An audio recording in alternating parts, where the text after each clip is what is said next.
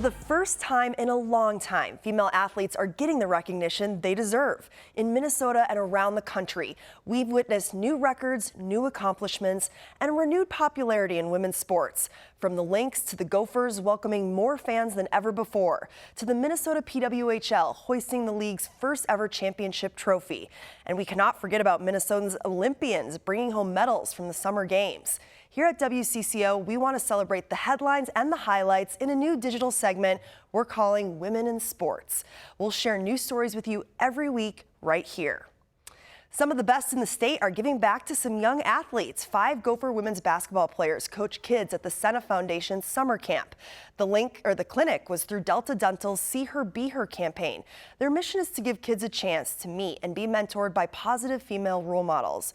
For Gopher point guard and Hopkins native Amaya Battle, it was a special moment to share with her community.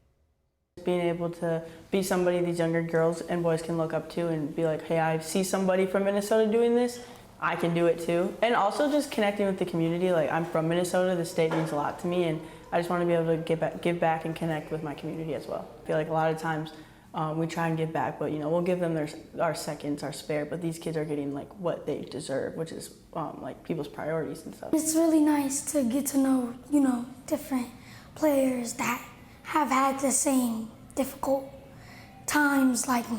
They're great role models. I am a former Gopher as well, and I recognized when I played that the importance of a mentor in terms of building my success in my career. So we reached out to them. They're phenomenal individuals.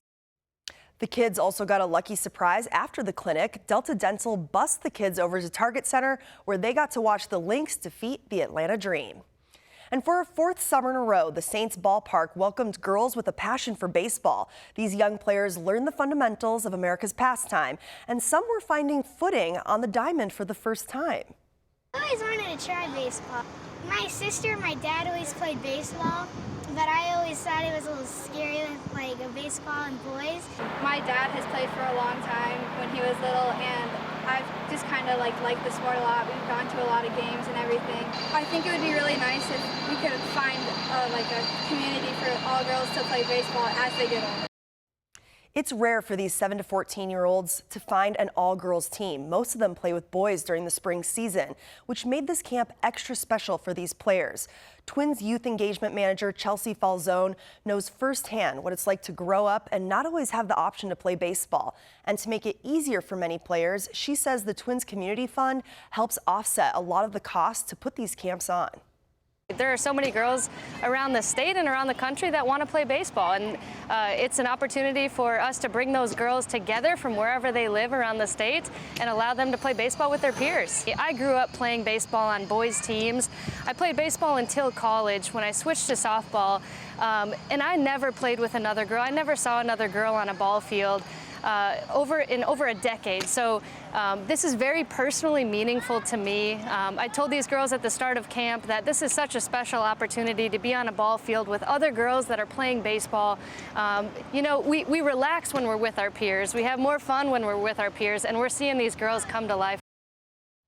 Recently at the 3M Open at TPC Twin Cities, fans, including myself, got a unique experience. Using AI technology, they were able to turn themselves into holograms in a matter of seconds. There was also a bunker challenge where fans were able to show off their chipping skills. But what caught our eye was this putting course that gave back. Organizers said they were donating $15 to First Tee for every hole-in-one. The charity makes golf accessible to all kids and helps them fall in love with the game. It's very calming, it's peaceful, it's fun to play, and it's just like all around the board. It's like one of the best sports in my top 5. I feel like it's a good program to be a part of. I hope a lot of kids get into it as well because it's fun. Even though looking at it on TV, I used to find it boring, not involved in it at all, but being able to play it in person, it's like a lot of fun. Up next, big steps are being made towards making girls flag football a sanctioned sport. In the last 3 years, the Vikings have invested more than $300,000 in the growth and development of the sport. The mission culminated in the first ever high school summer league championship at TCO Stadium. The only 4 schools in the league competed against each other, with Rosemount winning the first championship by just 1 point, 27-26. But despite that, this was a win for everyone. They are trailblazing a brand new sport in a state that hasn't had it before, and they are going to be able to 10 years from now look back and watch girls play for state championships because of that. We learned so much in such a short period of time. So every game you're just getting better and better. And like in the beginning, some people didn't even know how to catch balls, and some people didn't know how to pull flags. So like to get here, it's so crazy. They know the game, they understand the game, and you have to give them credit for that because they did a phenomenal job. So I think this is fun for everyone. It's fun for them, and the way they competed, I think they'll definitely continue to get numbers and grow the league. So I'll be following along. I'd be a little insecure. I'd have to really lace up the cleats. I mean, these guys are juking people out their shoes, making really cool plays. So I'm impressed with the level of play. This is not old powder puff football. This is legit playmaker football. Or people think girls are like they're not very competitive. They're just kind of here to look pretty, but no, we're here to compete. We like to get dirty. We like to have fun. We can be just as tough as anyone, really. That we can put in the work, put in the effort, and we can just do whatever we want.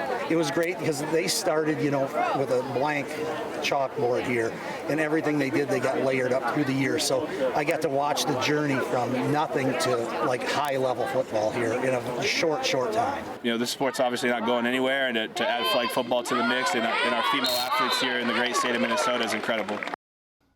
Flag football will be added to the 2028 Summer Olympic Games in Los Angeles. And speaking of summer games, St. Francis native Dakota Lindworm is getting ready to run the women's marathon race. It's the very last event of the Paris Olympics, and it's being held on Sunday. She's one of 3 women representing Team USA in the marathon. Lindworm knows we'll all be rooting from her back here in Minnesota, though her biggest cheerleader will always be her mom, who she lost to cancer in 2020. It's hard not having her here to celebrate with, but I know that she's in heaven just like telling everybody, like, that's my kid, she's mine, telling everybody how proud she is of me. So I swear sometimes I can hear her up there when I'm racing. It's incredible to see her do this. She's put a lot of hard work. I've seen her lead a lot of races, and she might not know, but she's got a lot of people rooting for her.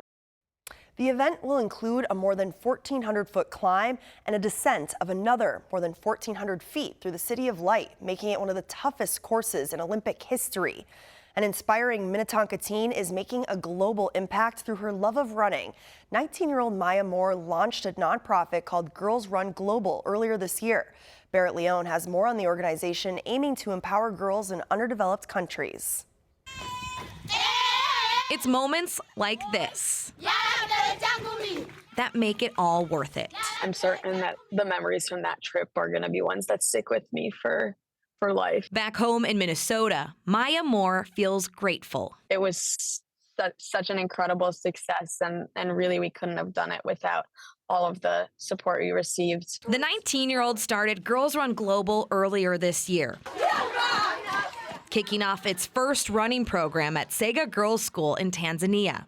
The girls, by the end of it, were absolutely lit up by it. Alongside Moore, 3 volunteers helped 70 girls get fitted with the gear. We brought 12 duffel bags of gear in the end. But also to set them up for the long run. Yes, we want them to become involved in the sport itself, but more importantly, we want them to be able to harness the incredible power of the sport to help them empower themselves long-term in whatever they do. In a survey after a 2-week program, every girl expressed their confidence improved. Strong and confident. And a majority said they wanted to continue running, had better focus, energy, and a closer connection with their peers. A huge success. Those goals that we hope to achieve, the girls really experience that for themselves. Goals. Moore is determined to help girls across the globe reach. I know how impactful running can be, and I had hoped that they would be able to experience that in the same way, but to have that actually happen was really exciting and just furthered my belief in our long-term mission. Barrett Leone, WCCO News. If you're interested in learning more about the organization, check out this story on WCCO.com. Thanks for watching this week's Women in Sports. We'll be back with more great stories about amazing female athletes next week. I'm Marielle Mose.